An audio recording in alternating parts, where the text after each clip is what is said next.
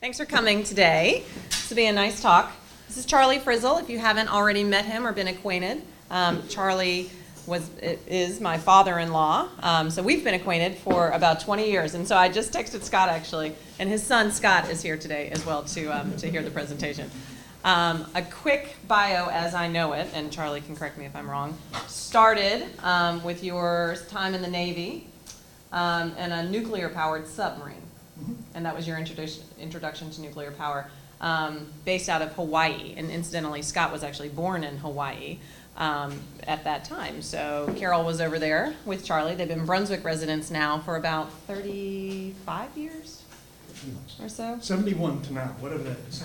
Right. Yeah. So you actually moved to Brunswick to take your position, to take a position at Maine Yankee, right?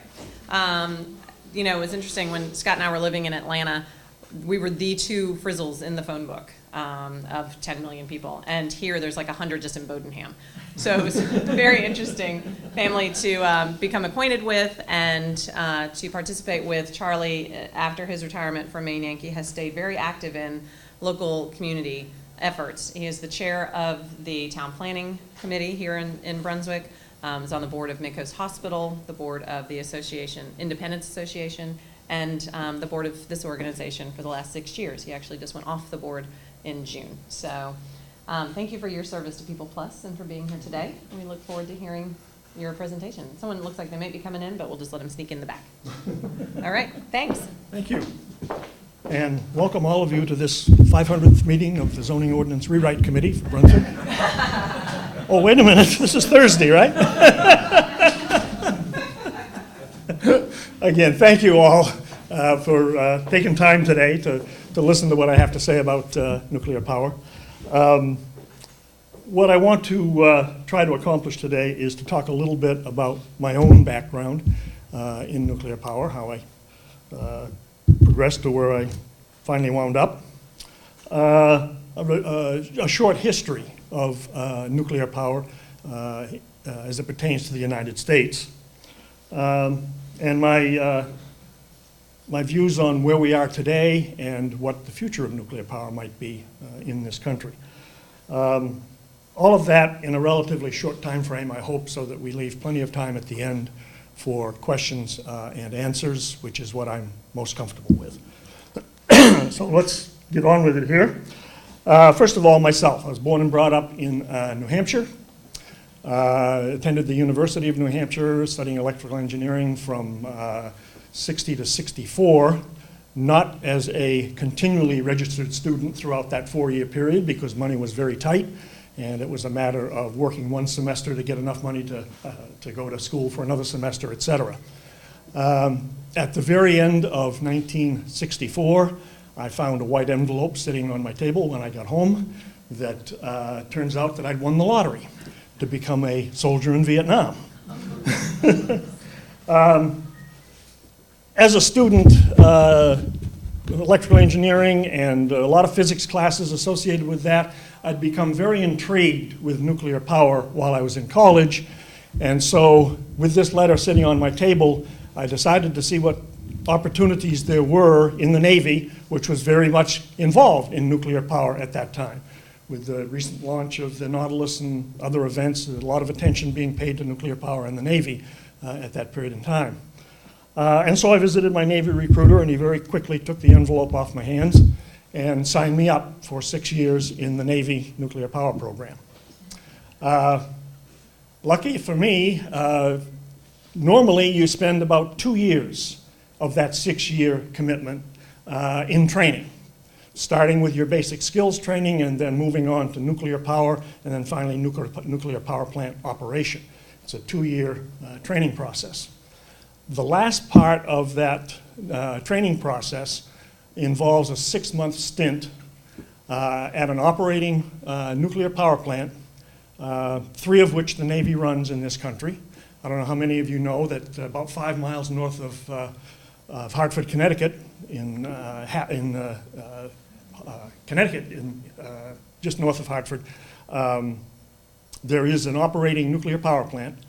Used to be operated by Combustion Engineering, and I'm not sure what the company is now that's operating it, but nonetheless, operated by Combustion Engineering at that point in time.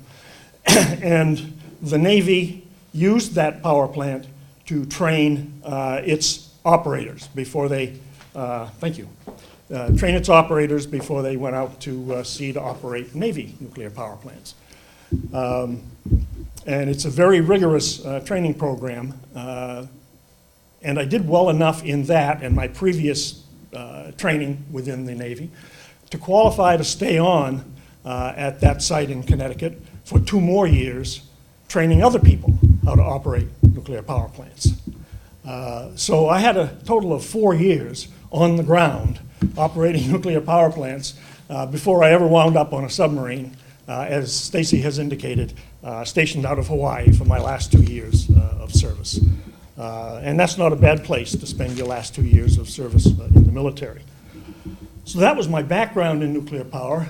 I got out of the Navy in 65, in 69, 70, 71.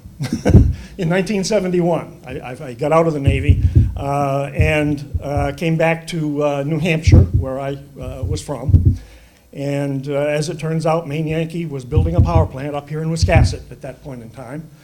They were towards the end of construction, and I sent an application up there, and some of the people that I had trained in the Navy recognized the name and immediately invited me up, and I landed a job as an assistant engineer, worked my way through the operations branch of the company, first as an operator, and then as an operator instructor, and then I held 2 or 3 other positions until finally in 1989 I became president of Maine Yankee, a position I held until 1997 when I retired.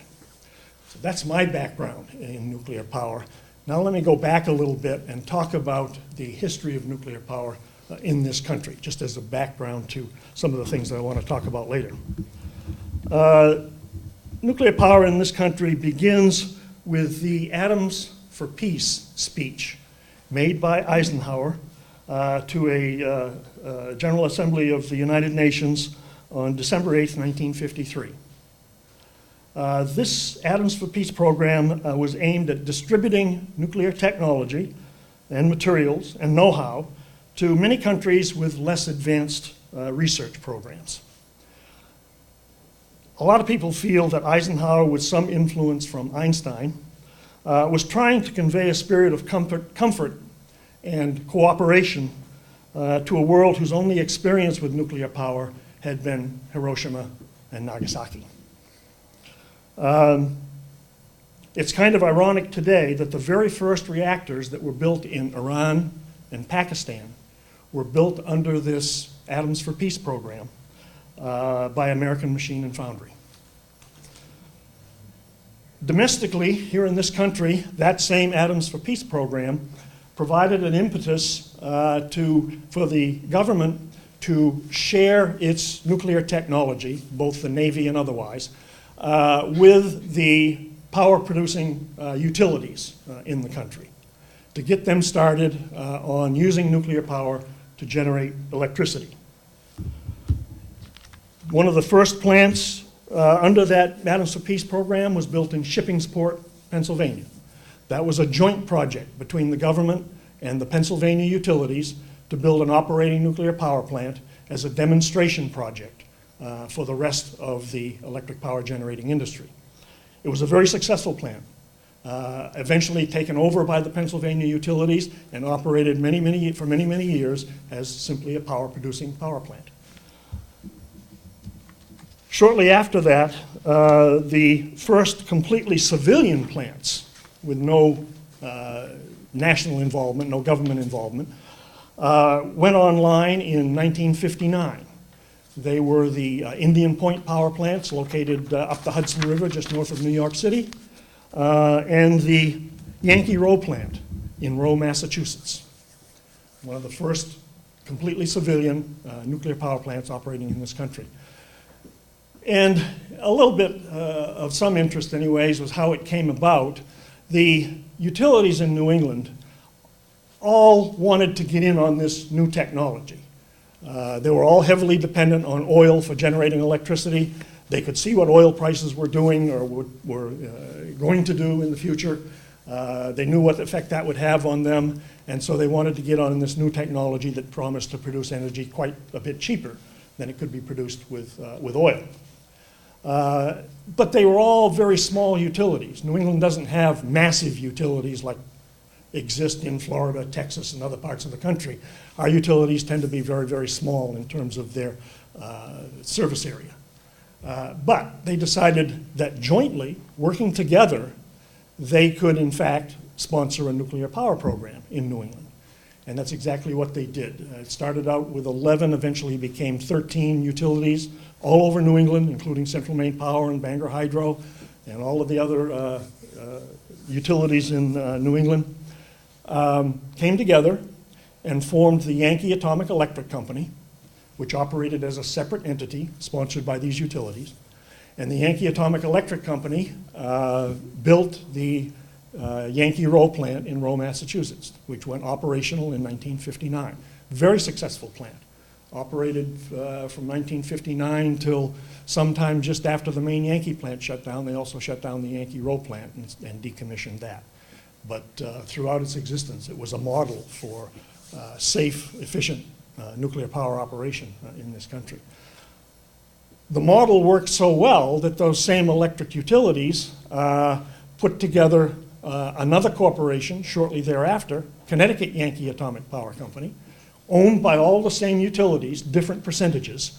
Generally speaking, the utilities in the state where the plant was going to be located maintained about 50% of the ownership, and the other 50% was spread among the other utilities. So in the Connecticut Yankee case, the Connecticut utilities owned about half of that power plant and built the Connecticut Yankee plant on the Connecticut River in the southern part of the state, Haddam Neck, Connecticut. Shortly after that came the Vermont Yankee plant, and eventually in 1966, the Maine Yankee Atomic Power Company was formed. 50% owned by Bangor Hydro, Central Maine Power, and Maine Public Service, and 50% owned by the other New England utilities. The plant, as I said, the corporation was formed in '66. They first started construction in 1968. In '71, they produced their very first electricity, very late in the year, in 1971. And in 1972, it was declared commercial, and they were allowed to go to full power operation on a commercial basis.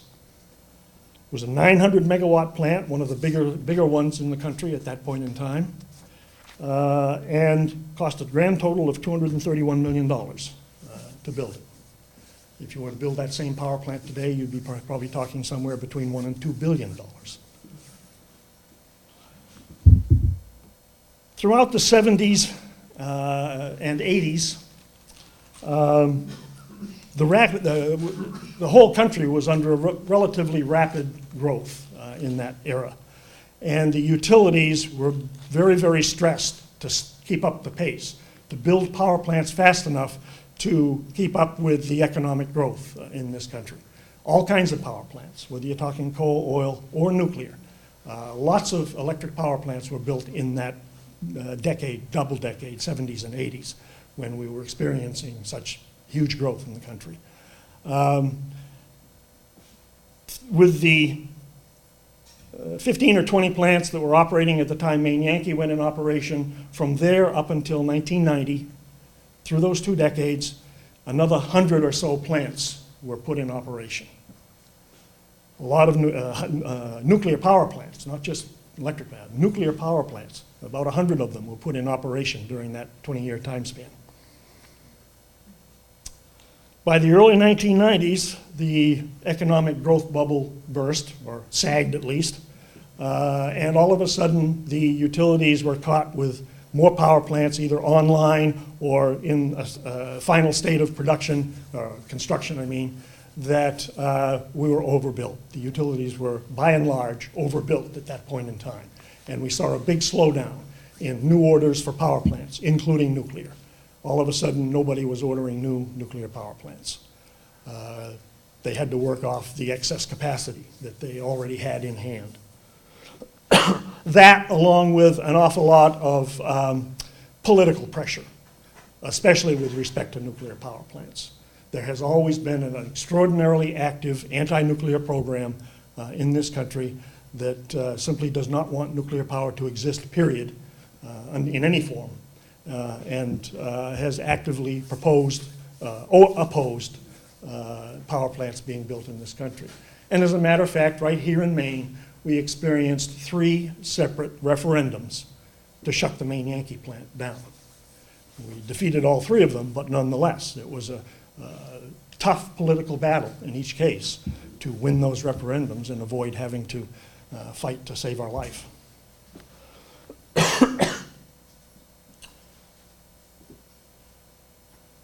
With the more or less rapid economic growth that began again early in this century, and other than through the recession, but just prior to the recession and now picking up again, there are quite a few utilities now that again are having to build new power plants. And several of them, especially in the South and in the Midwest and West, Texas, Florida, those states, are ordering new nuclear power plants right now. There are about 20 new power plants on order. I think 2 of them have gone to the point where they've been given the go-ahead to construct, and the others are in the process of being reviewed. So there is a slight renewal, if you will, in interest in nuclear power in this country at this time. One of my reasons for reviewing the history of nuclear power in this country is that many people view this as a new technology and fail to recognize that it's a technology that's been producing electricity in this country for well over 50 years now. It's a very settled technology. I remember in the period, early period, especially when Maine Yankee was operating, there was hardly a day gone by that you couldn't open the newspaper and find some sort of a scare story or horror story or whatever with regard to nuclear power, whether it be a protest or a problem or whatever. There was a nuclear power story almost every day and certainly weekly. When's the last time you picked up a newspaper lately and saw anything detrimental with respect to nuclear power in this country, at least? It's been quite a long time now. You hardly ever see it in the papers anymore. We've gained an awful lot of experience operating these plants and learning how to operate them properly and safely, such that they operate almost under the radar anymore. There are 104 nuclear power plants operating currently in the United States. People really don't recognize that. 104 power plants operating day in, day out, and you never even hear about it anymore. People don't even realize there are that many of them, but there are. As I've talked about, many utilities now are poised to add new capacity, and they're placing orders for at least a few new nuclear power plants. How many ultimately will be built will depend on several factors. Obviously, the economy. Nuclear power plants are very expensive to build. A lot of upfront money necessary to build a nuclear power plant, no doubt about it.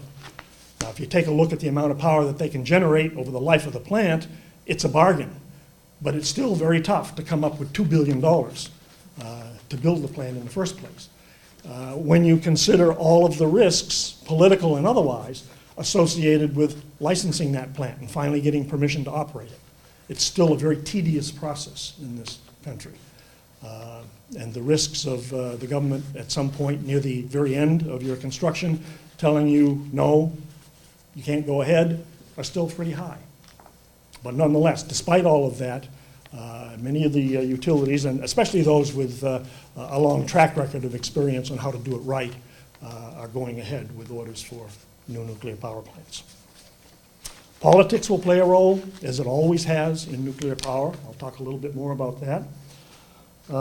And the issue that probably is in most need of being settled before we talk about a lot of new nuclear power plants in this country is the issue of nuclear waste disposal.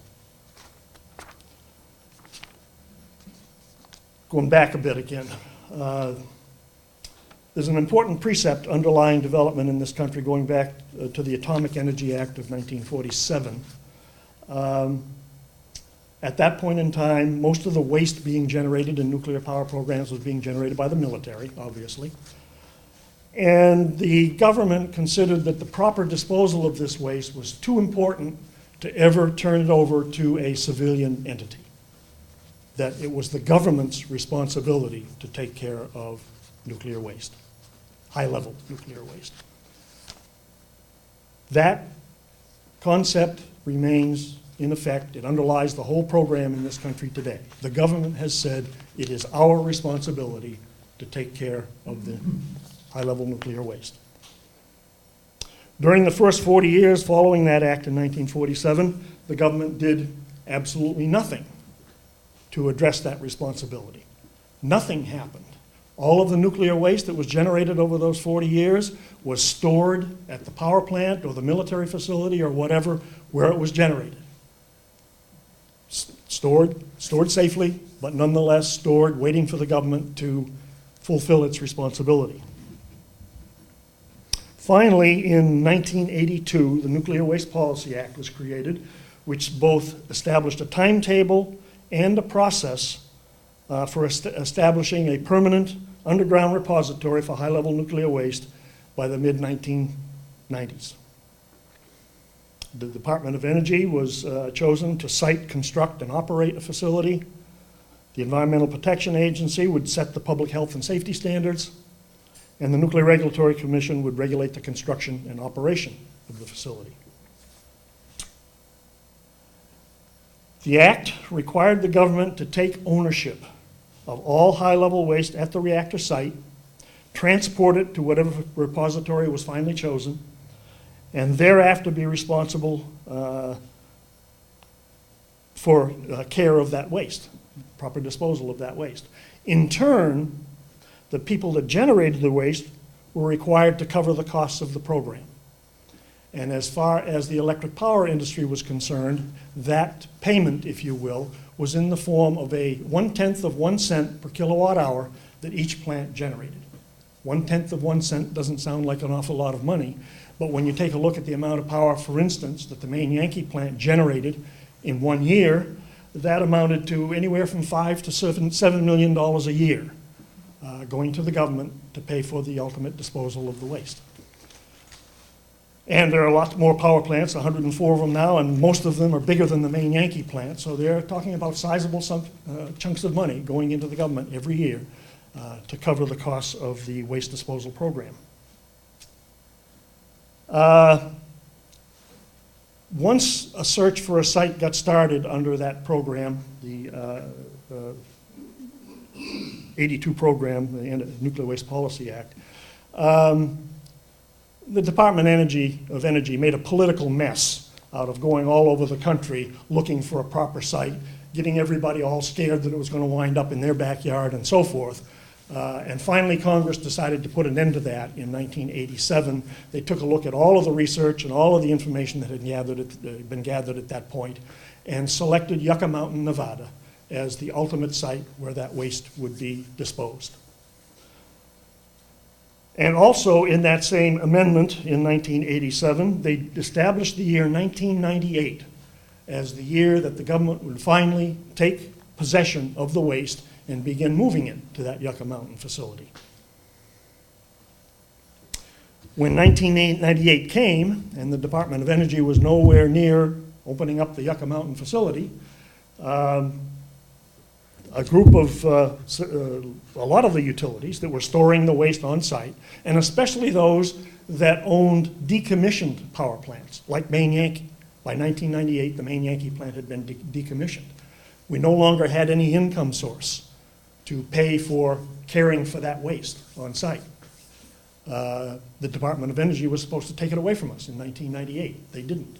So we joined, or Maine Yankee joined, that suit against the federal government. And as you may have heard, in the recent past 3 or 4 years, those utilities finally won that suit. And the government has had to pay them back for storing the waste on their own sites. pay them back the money that they had put in originally while they were operating their plants. And Maine Yankee has received payments from that suit. The problem is they only pay you for what has been done in the past. They don't do anything for going forward. So you have to wait about 2 or 3 years until you're tired of spending money to care for your own waste, sue the government again, go through the whole legal process, and finally win again. They've done that twice now, and they're in the third cycle. Just the way politics works these days. In 2002, the Department of Energy recommended the Yucca Mountain site to the president after going through all the studying of the site that was necessary. The president approved the site. In April of 2002, Nevada vetoed that, which they had the right to do under the Nuclear Waste Policy Act.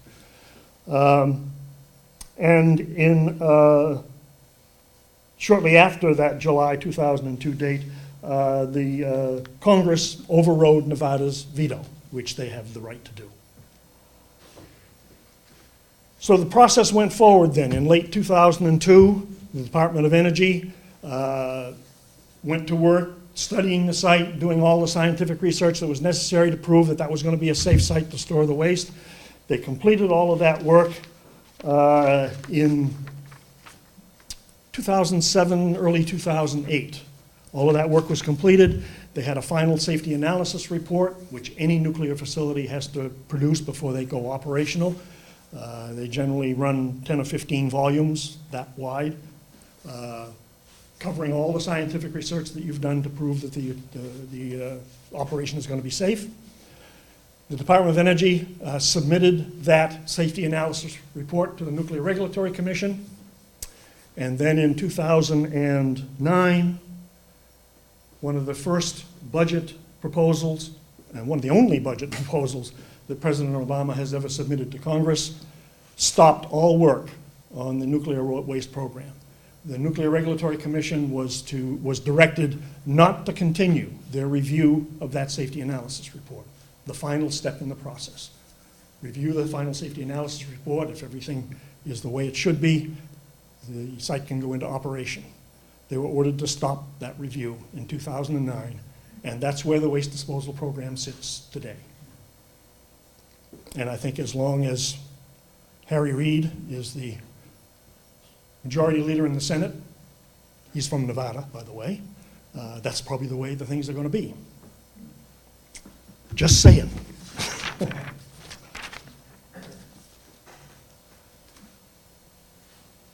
To date, something in the range of $34 billion has been collected from the utilities to construct that site in Yucca Mountain, Nevada.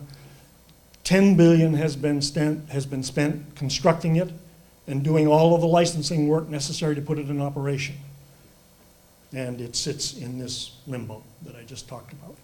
Where has the rest of the money gone? Where all dollars go once they flow to Washington, wherever they want to spend them. So where are we today? I've talked about a possible nuclear power renaissance with the utilities that are starting to order new power plants now. They're carrying around this burden of having to store their own waste as long as that issue remains in limbo. So they're going despite that burden. There has been a recent acceptance of nuclear power by some of the mainstream environmental groups. Sierra Club, Audubon, others have recognized that when you take a look at the big picture of how we generate power in this country, what kinds of waste we produce, et cetera, nuclear power comes out a winner. And it comes out a winner economically. And they've recognized that and are beginning to change their opposition. That doesn't include all environmental groups, but certainly some of the leaders in the environmental community. I think whether or not utilities will go forward with further orders of nuclear power plants is going to depend an awful lot on how these first few that are in the pipeline right now work out and what happens with respect to the whole nuclear waste program. That's the big millstone that they're dragging around. As far as the future is concerned, if you take a look at what the utilities refer to as base load needs. Base load is that electricity that has to be produced 24 hours a day, 7 days a week, 365 days a year. It's a minimum amount of electricity that we have to produce because we're using that much electricity on a 24-hour-a-day basis. There is no other forms of power generation that can satisfy that 24-hour-a-day, 7-day-a-week, et cetera, responsibility other than conventional fossil fuel plants, whether they be coal, oil, or gas, and nuclear power. The other energy sources that are getting a lot of consideration these days, wind, solar, et cetera, don't operate on a 24-hour-a-day, 7-day-a-week basis. They're there when the sun shines, or they're there when the wind blows, but our economy can't stand not generating that base load electricity. So as the base load needs continue to grow, we're going to have to make decisions as to whether we continue with fossil plants. And obviously, nowadays, gas plants, natural gas power plants are very popular. They're about the only fossil-fired plants that are being built new from scratch these days. And they're much more gentle to the environment than a coal-fired power plant, for instance. But they still produce carbon dioxide at the rate of millions of tons per year that gets disposed of in our atmosphere. Nuclear power plants, on the other hand, all of the waste that Maine Yankee generated over a 30-year period is sitting up there on the ground in Wiscasset in 61 large cement casks sitting on the ground. 61 casks, 30 years, almost 30 years of operation. If that had been a coal-fired power plant, the entire 200-acre site would be buried in about 3 feet of ash, if it could all have been contained on the site.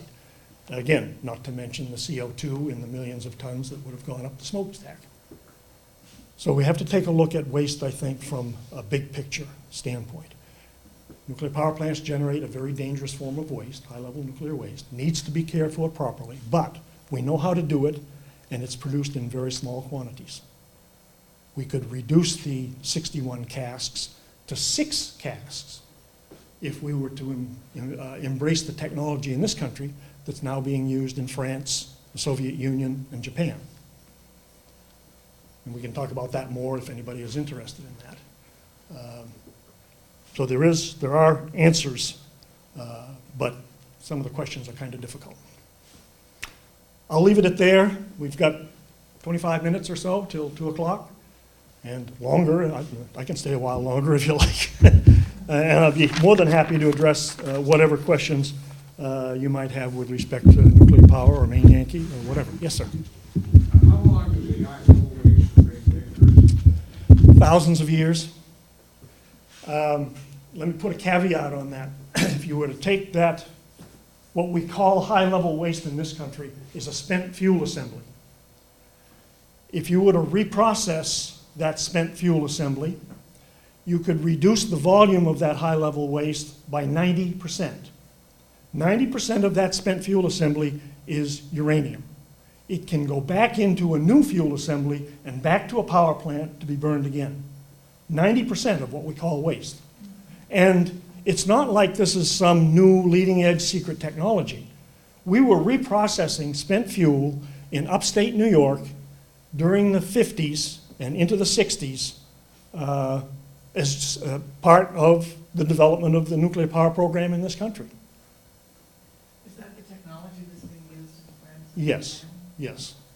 They reprocessed their spent fuel. Jimmy Carter, in 1979, put a stop to all reprocessing, spent fuel reprocessing in this country. One of the byproducts of spent fuel reprocessing is plutonium. That plutonium goes right back into the fuel that goes into another power plant and gets burned again. But it is plutonium. I don't know how you would separate that plutonium from the other nuclides that come out of the spent fuel reprocessing process, But nonetheless, because plutonium is one of the byproducts, he took a moral ground that we weren't going to generate any plutonium in our civilian industry. And so he put a moratorium on all spent fuel reprocessing. There was a plant being constructed in South Carolina, about 95% finished, big plant. Other than, unlike the small one was operating in New York, this was a big commercial scale, would have satisfied a good part of the need of the industry, and stopped. 95% done, 95% paid for, and stopped. Sits there today, as far as I know. Yes. That was a moral decision on the part of Carter. Could that not be revisited? Oh, it certainly could.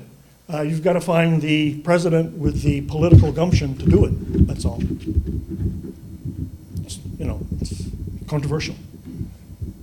Yes, sir. If, it sounds as if the stalemate there is a purely political, there are no technical issues. There are no technical safety issues that I'm aware of, certainly. If that political statement were overcome, it sounds as if from what you're saying that on-site disposal and containment would probably, in the long run or short run too, make more sense than trying to find a single repository and find a place that would accept that politically.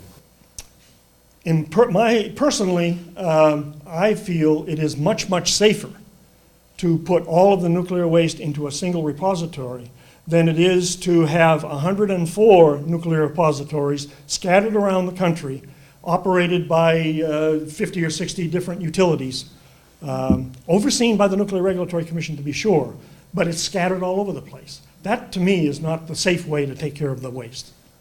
The safe way to take care of that waste is to put it in one place where it's being properly disposed of. And if there were that single place, would that eliminate the case for the use of the new technology on site? No, it doesn't eliminate it. It would combine the... You could combine the two. You could build a reprocessing facility right there at the disposal site and wind up having to put into your repository only 10% of what you took in instead of the whole 100%. Yes? Charlie, I can't remember now. Can you remind me about the genesis of the decommissioning of Maine? Well, because we're in Maine Yankee, but the others, was it strictly because of the excess capacity? Or was there other, what was the genesis? Excess capacity was a factor, but Maine Yankee was generating electricity so cheaply that it would have been the last power plant that you'd want to shut down because of how cheaply it was generating electricity. It had to do with the fact that it was an older plant. Regulations keep evolving. New safety regulations were in place, and it was going to cost Maine Yankee something in the vicinity of $70 million to upgrade the plant to meet the new safety standards. And with all the opposition, political opposition to nuclear in the state, the utilities, who have to pay attention to politics because they depend on politicians to set their rates, how much they can charge. So they're very politically sensitive. So paying attention to the politics, looking at a $70 million expenditure, they decided to shut the plant down. But, as just a follow-up to that, may I just mention that I remember when all this was happening, and in the more current environment, we do hear a lot, we hear it in Maine a lot, but we also hear it in other parts of the country, which is about the high cost of power generation, forgetting about environmental costs and all those, the actual dollar and cent cost, and the incentives and disincentives to other forms of growth in your economy, whether they do business or whatever, and in people's pocketbooks and what they pay for electricity. And we know Maine is one of the highest in the country. Does that factor into reconsideration of projects such as this today? Maybe here or not here, but just in general. Yeah. It certainly factors into it. You can't deny the economics, but it's a two-edged sword as far as nuclear power is concerned. Once you get your plant built and operating, you can generate power for about 2 cents a kilowatt hour, roughly equivalent to what it costs to run a coal-fired power plant. They're neck and neck right now. But in order to get to the point where you can generate electricity at 2 cents a kilowatt hour, you got to spend $1.5 billion to $2 billion to build a new plant. For a zero carbon Tough decision. option. Excuse me? For almost a zero carbon option. purely zero carbon option. A nuclear power plant doesn't put any carbon into the atmosphere whatsoever. Yeah. You know, there are pluses and minuses, and some of those are hard to reconcile when you sit down there and start looking at the books and kind of figuring out how you're going to raise $1.5 billion or $2 billion, whatever it takes. What's the cost of building a comparable coal? Coal-fired power plants are much cheaper. I don't have current cost estimates, but I guess they're probably in the range of, I don't know, half a billion to build a big plant. Considerably, much less. Yeah. Yes, sir. 3 Mile Island, 4-part question. 4 parts. Okay. Is that a design flaw, a human flaw? What has been done so it doesn't happen again? And what's the status of that plan? Okay. First two are yes. It was both a design flaw and a human flaw. The design of the plant, this was a unique plant built by Babcox and Wilcox. They only built a few power plants in this country. They had a rather unique design as far as their steam generators were concerned that allowed them to superheat the steam a little bit, made them a little more efficient than other power plants, so they were attractive from that standpoint.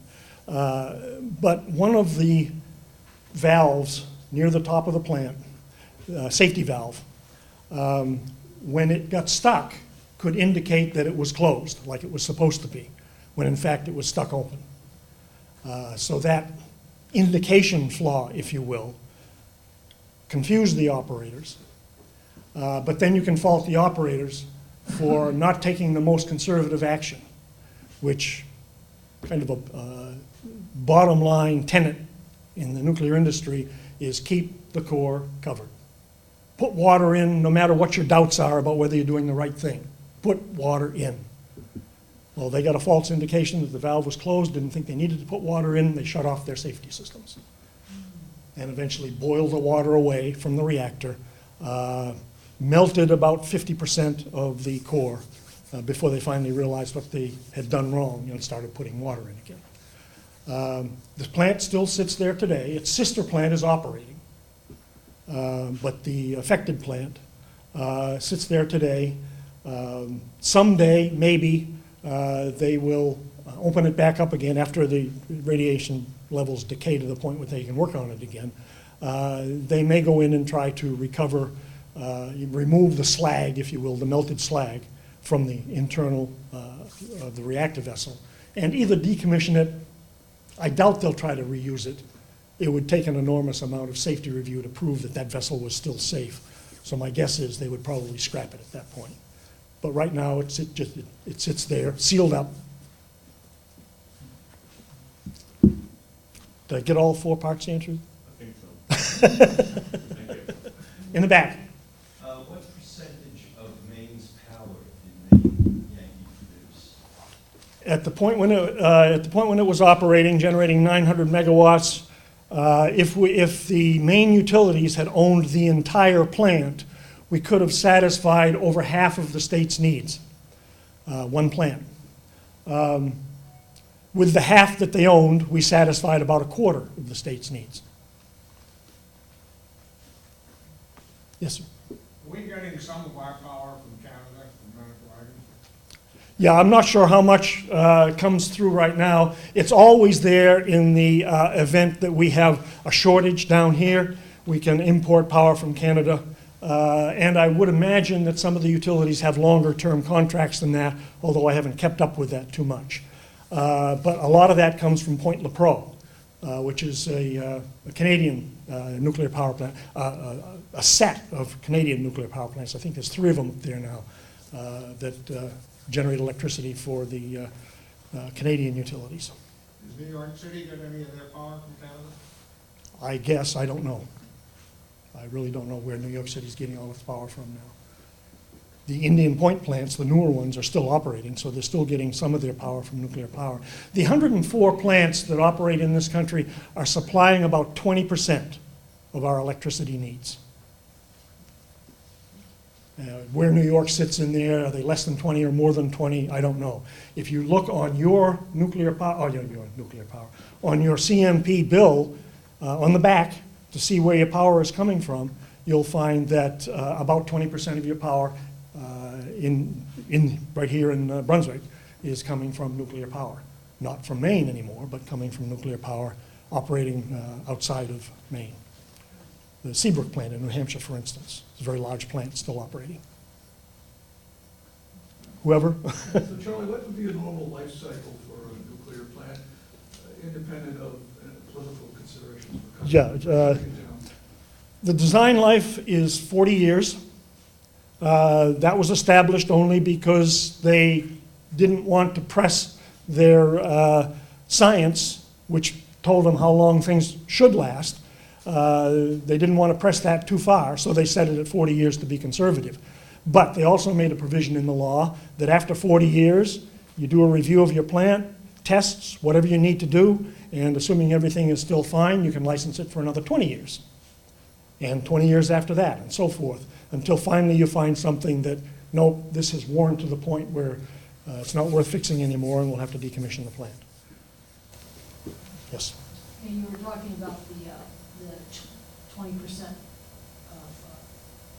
your energy, your electric bill from nuclear, not Maine Yankee, because we don't have Maine Yankee, but did the Maine Yankee Corp retain membership in the regional cooperative, essentially, or corporation, to go back into the pile for the percentage fees? Like, in other words, the 20% here, is some of that because we are still, somebody in our state is still participating in this, or is this because it all goes to a master grid and we just buy what we bought? As far as I know, what is now Iberdrola, used to be CMP, still owns a percentage of the remaining operating power plants at Millstone, Connecticut. Vermont Yankee, although Vermont Yankee is due to shut down and decommission here very soon, and Seabrook. So that 20% is coming. I'm wondering, what I was wondering, getting at, in relation to that, the part that just doesn't come off the mothership, the generic mothership, does that affect the price we pay for it for our share because of this ownership relationship? Yeah, it serves to reduce the cost of your standard offer electricity, because it's still one of the cheapest sources of power in the country. Yes? Canada, are they more hospitable to nuclear power than we are, or is it about the same? Do they have the same political considerations? I'd have to rate them a little bit more hospitable, just based on what I've seen them accomplish with their nuclear reactors in Newfoundland and around. But at the same time, they enjoy an enormous amount of hydropower. And that constitutes a very significant portion of their electric power generation. And I would guess that now that fairly abundant fossil fuels, oil and gas, are being exploited in Canada, they're probably using some of that too. Would you consider hydropower as more baseline fuel, or is that too unpredictable? No, hydropower can be a baseline if it is a, how do you say this? If it's a facility that involves a large reservoir of some kind. No, not the Bay of Fundy. The whole Moosehead Lake region backs up the hydropower that exists in Moscow, Maine, and allows that to operate. If they wanted to operate it this way, they could operate it on a 24-hour-a-day, 7-day-a-week basis at somewhat lower level than they typically do. What they generally treat hydropower is an intermediate form of fluctuating, because it's very quick to open up the valve and let more water through, or close the valve and less water through. It's a very fast responding kind of power availability, and that's mostly what it's used for. Then you've got hydropower like the one we have right here in Brunswick, between Brunswick and Topsom, which is run of the river. We take whatever the river gives us in terms of power from that plant, because there's no backup. We can't flood Lewiston to create a lake here behind our dam. Who says? Well, depends on how you feel about Lewiston, I guess. Anyone else? Yes, sir. I have more of a grid question, which I don't really understand. I'm under the impression that you have to, there's no excess electricity in the grid. Right. So as demand rises, you have to immediately produce it. Is that, That's exactly right. The grid has no storage capacity whatsoever. so what's the leeway in there? What happens if a huge source just turns something on? How does a power company? Then a huge power plant somewhere has to respond to that. The grid, when it sees a huge power source like that come on, the grid slows down. If you had a meter that could measure cycles per second, 60 cycles per second, you'd see it would drop to 59.9 or 59.8. Immediately that triggers a power plant somewhere, depending on the type, whether it's a hydro plant. Gas-fired plants are very quick to respond. Those plants would come up a little bit, make up the difference, you're back to stability again. But it has to be a very, very fast responding circumstance because there is. Brownouts are in the summertime? Well, in the summertime, when there's an awful lot of load, one of the ways that the utilities save electricity is by slowing you down.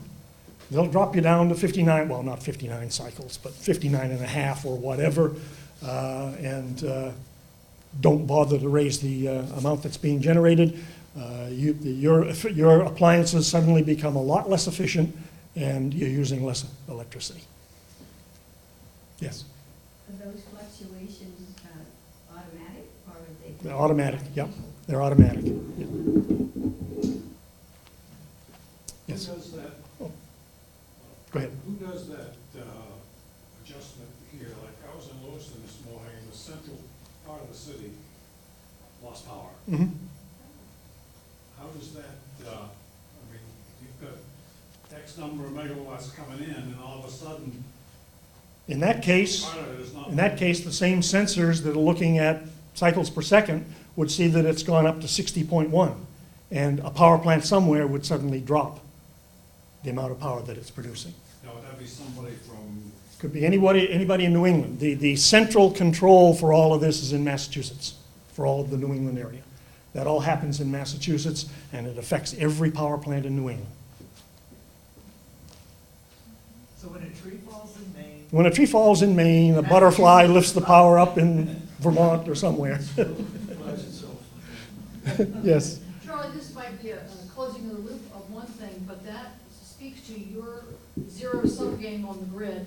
This is Marty's question, which is because of growth, just general kinds of growth, everywhere, not just here, but everywhere, economic growth, technological growth.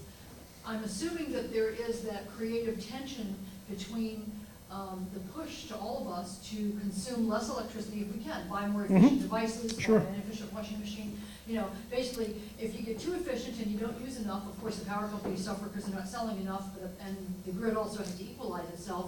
But I'm assuming there's some creative tension between the desire and need to conserve and be more efficient and use less in order to allow this grid to equalize itself without needing to build as many plants. Sure, and we've seen that over the last, 15 or 20 years.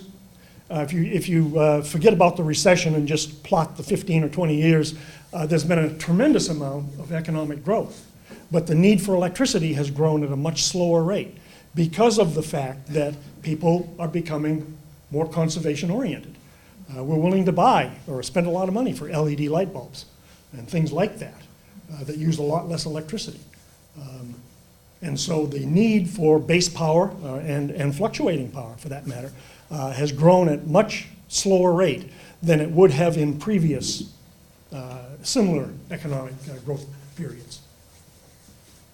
So what do you see as the future of nuclear power in the United States? You know, we talk about the plants that are currently being built slowly, the demand you see because of efficiencies, that the demand will continue to be somewhat stable, so therefore the future of nuclear, independent of the politics, like, well, maybe you can make it independent of politics.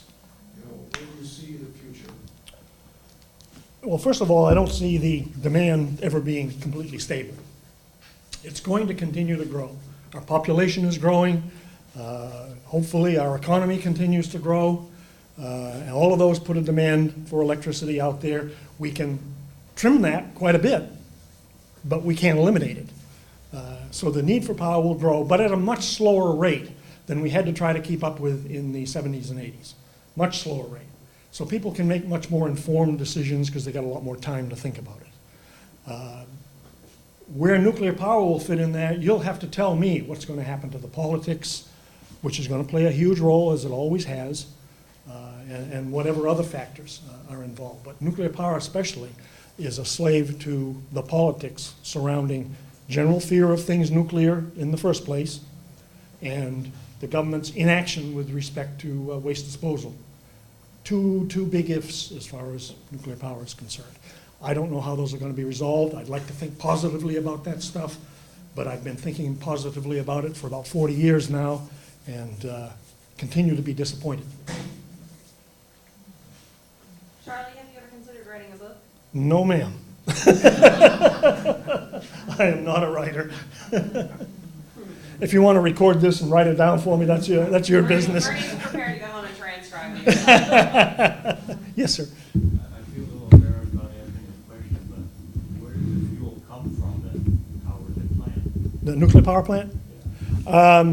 When I left the industry, most of the uranium mines in the United States were not operating simply because they were not as economical as uranium mines in Canada and New Zealand and Australia, which is where virtually all of the fuel for Maine Yankee was coming from at that point in time. And the way the industry works is Maine Yankee would contract with mining firms in Canada, Australia, New Zealand, to send the raw ore to a processing plant, and then we'd pay the price in the processing plant to have it turned into uranium oxide, pay the Department of Energy to have it enriched, and finally be put into fuel assemblies and come to Maine Yankee. All right. Any last? Yes? Would you like to say something about Fukushima? Yeah, just a few words. The whole Fukushima accident was a result of the Japanese not being sensitive enough to what a giant tsunami could do to their oceanfront power plants. They were prepared for tsunamis in the range of about 10 to 12 feet. They were overwhelmed by a 30-foot tsunami that flooded their entire site.